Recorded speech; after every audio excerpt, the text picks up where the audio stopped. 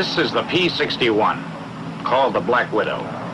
She's well named because she packs 4 caliber 50 machine guns and 4 20mm cannon. An obituary notice goes with each bite. Those twin engines will carry her fast enough to catch up with almost anything in the sky. And she's maneuverable, as a fighter should be. Very easy to handle. She stalls, takes off, and lands at low speeds. Getting checked out on her is a pleasure.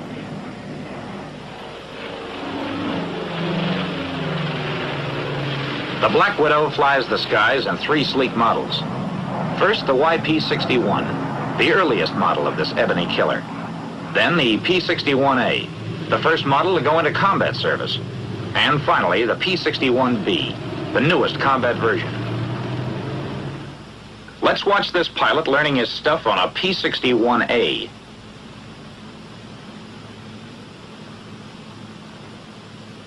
The first thing to do is familiarize yourself with the cockpit. Learn where all the controls and gauges are located. The TO for the airplane is a big help. Diagrams and photographs make it easy for you to get to know the ship. After a couple of hours of study, you are able to pick out the controls and gauges without the loss of a second. And with your eyes shut. That's important because you can't afford to waste time in this fast twin-engine job. And there's no co-pilot around to help you. You're going up for a ride, just to get the feel of the ship. But first you have to check the airplane, thoroughly. That's your best guarantee for living to a ripe old age.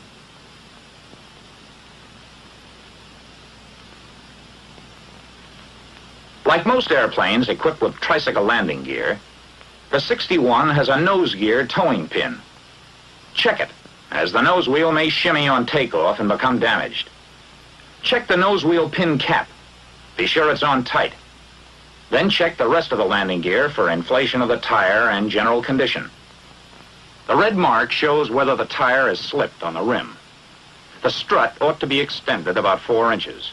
And another item not to be forgotten is the pressure in the emergency landing gear system. There's a gauge in each wheel well. It should show 700 pounds per square inch for the nose gear. Repeat the same inspection on the other 2 wheels. No cuts or bruises. Tread's okay. No slippage. Strut clean and extended around 4 inches. And the emergency pressure? 750 pounds per square inch for the main landing gear. Now to give the exterior of the plane a general going over. Skin's all right. No loose rivets or dents. Antenna mounted securely. De-icer boots okay. No rips or places where oil or gasoline has been spilled. Gun bay doors tight.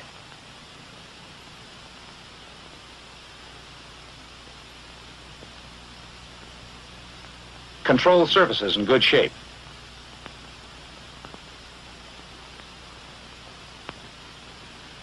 All hatches and doors must be closed and locked. Otherwise, they'll blow open and probably off when the plane's in the air. So each one should be checked. The radar operator's top hatch, rear entrance door.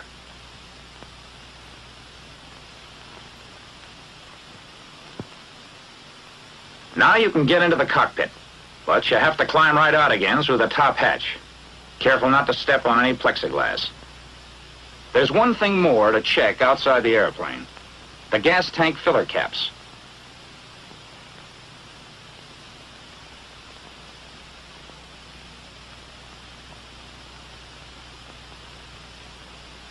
Two on each side, and oil cap. Make sure they're fastened tightly in place.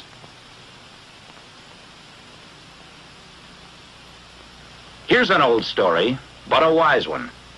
Form 1A. Check and sign for red diagonals.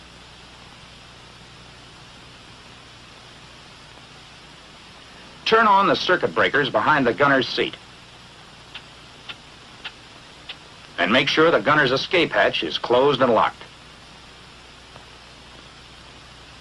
From now on, you are in command of the airplane. What would you do now? Well, you know the answer to that from studying the tech order. Turn on the generators. Then more circuit breakers. The ones for the starters and fuel booster pumps. and the light circuit breakers. Now look around the cockpit to see if everything is in order. Nothing loose. No tools or papers to foul up the controls. Instruments okay. The controls, and that includes the throttles, are locked. Unlock and try them out.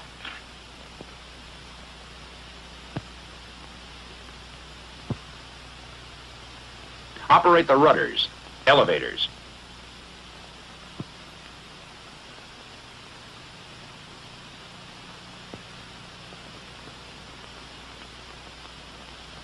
Put ailerons through their complete range.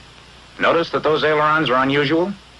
They're the spoiler type, especially effective at high speeds. The P-61 is the only airplane in the Army Air Forces that has them. Controls are all okay. See if all the controls and switches are set properly. Open throttles 1/4 to 1/3. Prop control switches in automatic. Feathering switches normal. Test the prop circuit breakers to make sure the buttons are in. Check fuel in all tanks. Fuel valves set to outboard tanks. Crossfeed, which supplies both engines from one tank, off. Air pressure for the emergency brakes ought to be 425 to 450 pounds per square inch. Check the clock against your watch and the altimeter. Oxygen pressure 425 pounds per square inch. Oxygen regulator to auto mix on. Test the trim tabs. If they're in good working order, set them for takeoff. Now the instructor is ready to take over. While the ground crew pulls props through 12 blades, set the superchargers at neutral. And throttles 1/4 to 1/3 open. Adjust both mixture controls to idle cutoff. Props at full increase RPM. Check to see that the props are clear. Then turn on the battery switches. On the P-61A, there are 2 individual battery switches and a master battery switch. The master switch on the ignition unit is for ignition only. Turn booster pumps to low. Carburetor air cold. Oil shutters 1/3 open.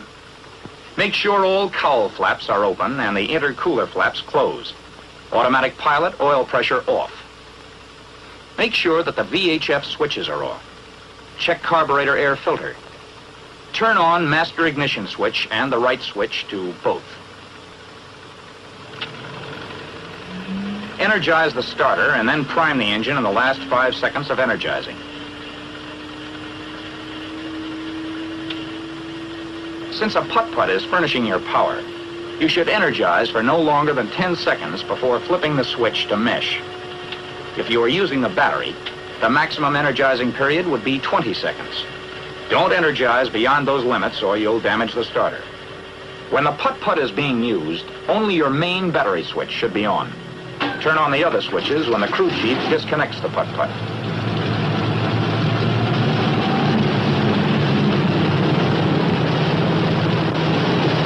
Adjust your mixture control to auto-rich.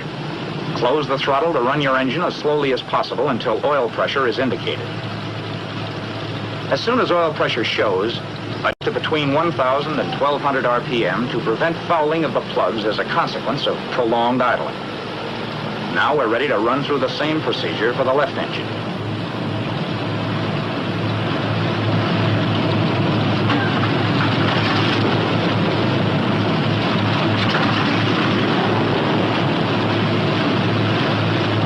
Throttle to between 600 and 700 RPM until the oil pressure gauges indicate a steady pressure. The cold oil pressure will go up to 150 or 200 pounds until the oil temperature gets to 40 or 50 degrees centigrade. Keep the prop governor in high RPM. Turn the fuel booster pumps off. Your fuel pressure should be between 15 and 17 pounds. When the oil temperature gets to about 40 degrees centigrade, open the oil cooler flaps about 1/3. Keep the engine cowl flaps open. Operate the cowl flaps and intercooler flaps, watching them from the window.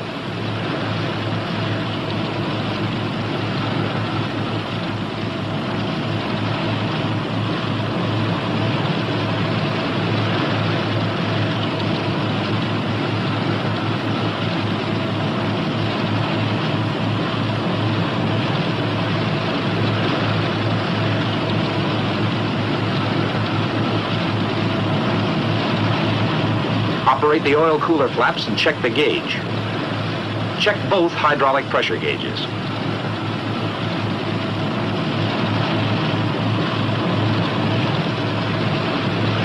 Make your interphone check and see that all entrance hatches are closed and locked.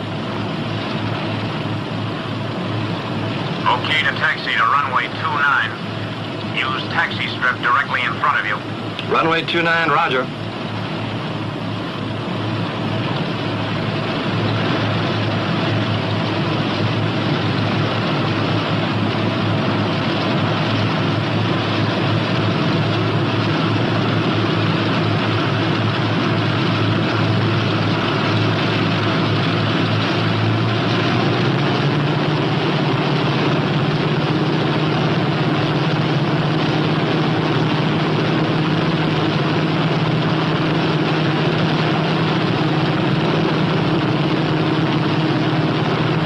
Brakes for taxiing as little as possible. This holds good for any two-engined airplane. And when you want to turn, use your outboard engine.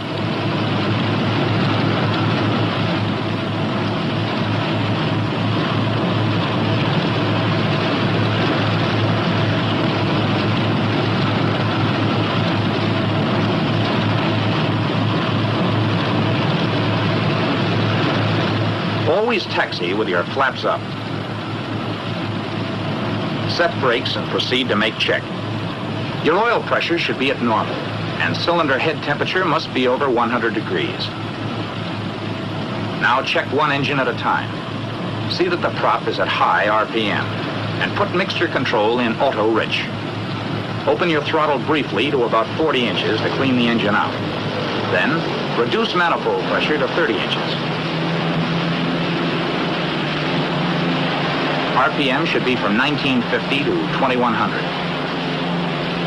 Check your ammeter. It ought to show charge. Next, turn off one magneto. Your loss of RPM should not exceed 100. Now make a quick check on the other mag. Running an engine at high manifold pressure on one mag may cause serious detonation. Next, test the prop circuit breakers. Pull the prop governor control lever back from its high RPM setting until it drops 200. Advance the prop control to the original setting.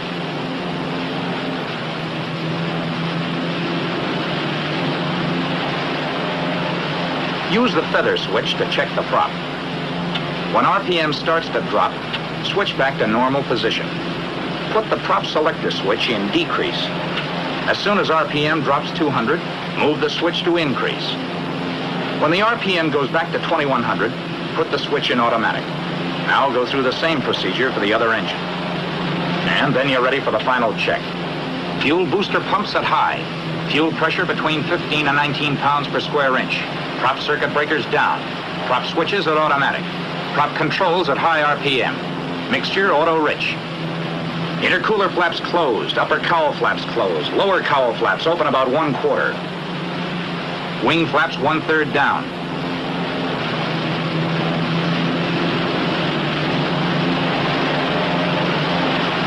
Gyro instruments uncaged.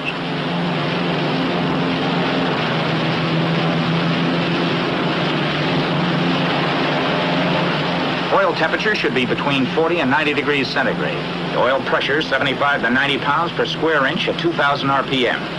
Cylinder heads between 120 to 205 degrees centigrade. Hydraulic and accumulator pressure 800 to 1,100 pounds per square inch. Now you're ready to scramble.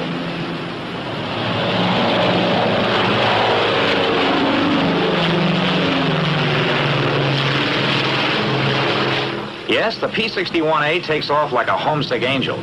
But flying the P-61B is smoother and even more efficient, with these latest modifications giving her top performance. A rack for night binoculars, a new wrinkle in night fighting, an electrically operated accessory panel, push-button type circuit breakers, 2 improved heating units, trim tab removed from aileron, landing gear with a neutral position. In the down position, a lock prevents the gear from being raised accidentally. Main gear nacelle doors close with wheels down. Taxi lights on the nose wheel. Now let's go upstairs and watch another P-61 go through its paces. A YP in this case. The ship takes off at about 105 miles an hour, indicated without flaps. She'll fly herself off the ground. But now let's see how the P-61 takes off with flaps. Using quarter flaps provides another normal takeoff. Notice that the nose need be raised very little. But if you ever have to take off from a bombed field in a hurry, use 2/3 flaps. Keep nose wheel on ground until you have flying speed, then pull her loose. Climb a few feet and level off to gain speed. The P-61 will take off in a short space if you handle her correctly. Here's another way to clear an obstacle at the end of the runway. Flaps down 2/3 again. But this time, stay on the ground as long as possible, gaining all the speed you can. Then pull up steeply and keep climbing until the obstacle is cleared. 140 miles per hour gives you the best rate of climb, but 160 is generally recommended for normal operation. The higher speed keeps the engine running cooler.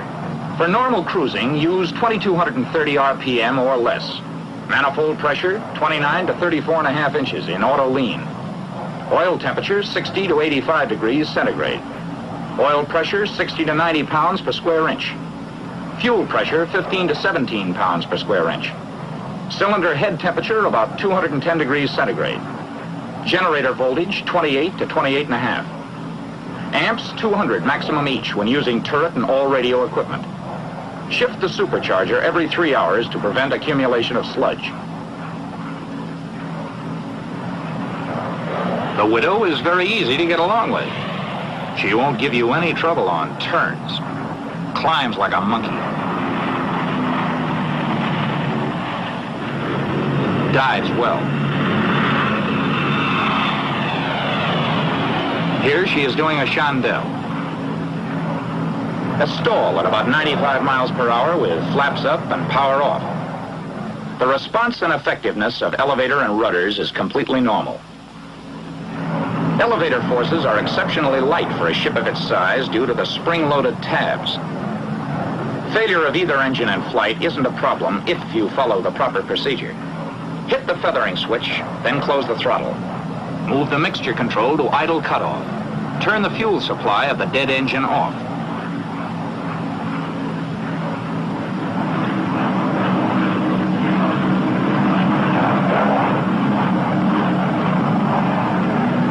Snap the ignition switch off after the prop stops rotating. Put the live engine in auto rich. And trim your rudder tab.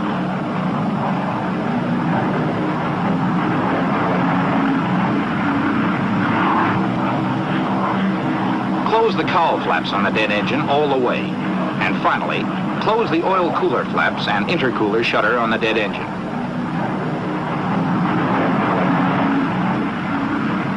Even when stalled on one engine, the Black Widow isn't in trouble. On one engine, you can turn in either direction if you maintain safe single-engine airspeed, have your plane trimmed properly, and remember coordination. And don't be timid about racking her around. You can even do vertical banks into the dead engine if you keep her at proper flying speed. To unfeather is equally simple. Turn the ignition switch on with the throttle closed. Set the prop control lever to the decrease RPM position. Turn on the fuel supply. Move the mixture control to auto rich. Set the feathering switch to normal position and hold the selector switch in the increase RPM until your engine speed reaches 800 RPM. Then release the selector switch. When minimum engine operating temperatures have been reached, place selector switches in automatic. And finally, adjust mixture, throttle, and prop levers to the desired power and engine RPM and retrim the ship.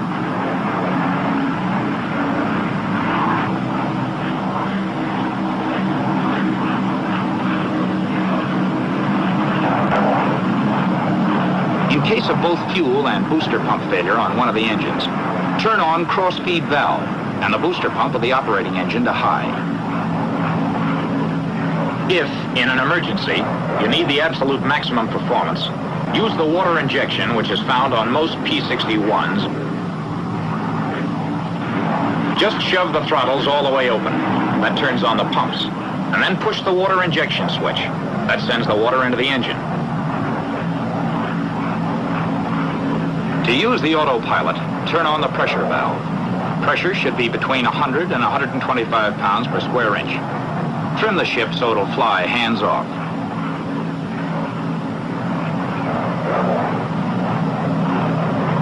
Uncage the gyro pilot instruments. Line up the control indices.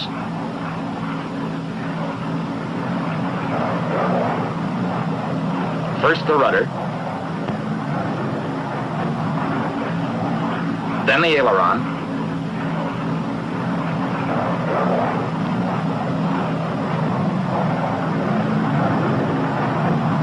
And last, the elevator.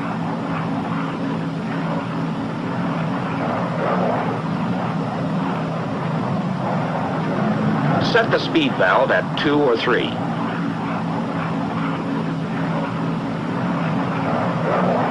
Now turn on the autopilot.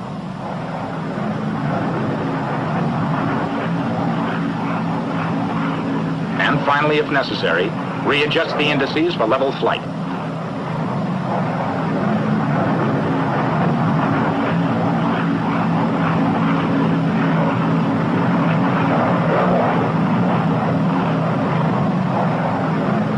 Well, I guess we've been up long enough.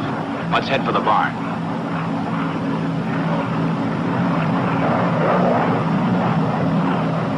Turn the autopilot and cockpit heaters off.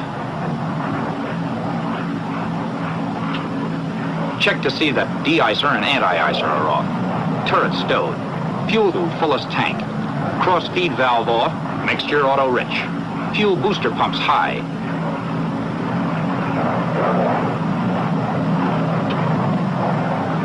Supercharger neutral.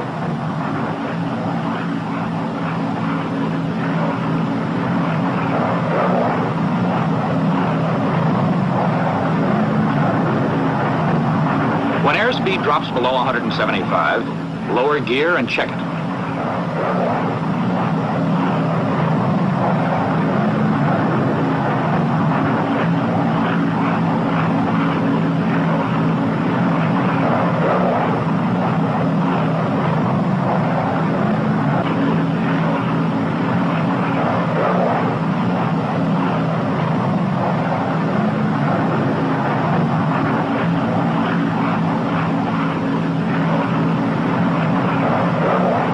Hydraulic and accumulator pressure, 800 to 1,100 pounds per square inch. Props, automatic and set for 2,400 RPM.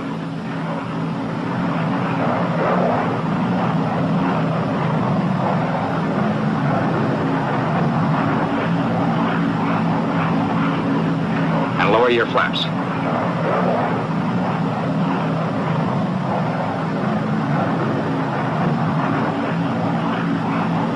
Retrim the elevators.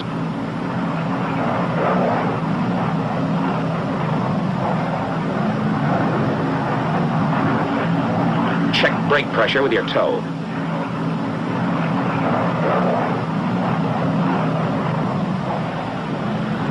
Approach at not less than 110 miles an hour.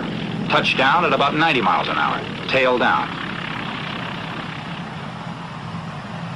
That was a landing with 3/4 flaps. Let's go back and look at some other types. If you want to use less runway, for example, just lower the flaps all the way. Remember, you have a lot more drag with full flaps, so come in with a little more power. The P-61 was designed with a large area of flaps for slow landings at night. If you're forced to land on a short runway, make a power approach. Use full flaps and fly the airplane quite slowly. You'll have to keep considerable power to prevent stalling, but the ship will get down in less than 1,000 feet this way. For a single-engine landing, bank into the good engine if practicable when you enter the traffic pattern. Lower the wheels just after you turn into the approach, but don't lower the flaps until you're sure of making the field.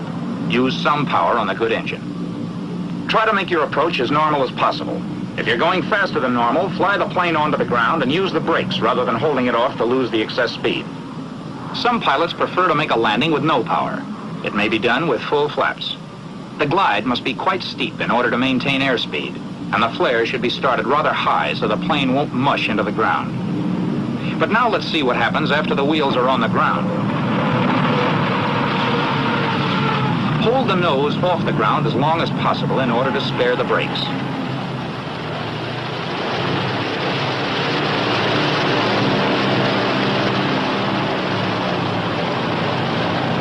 After you complete the landing run and come to a stop, be sure the cowl flaps are open and raise the wing flaps.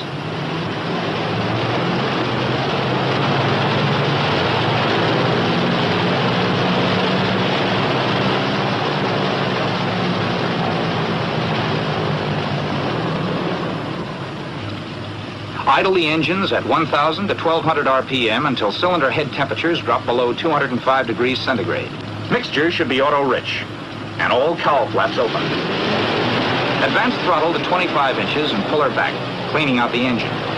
Now move the mixture to idle cutoff and advance throttles to full open as the engines die.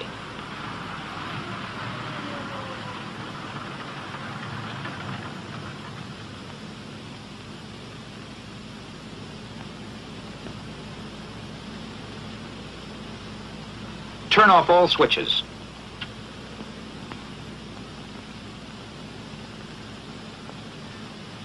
Hold brakes until chocks are under each wheel, then release. Finally, lock the controls.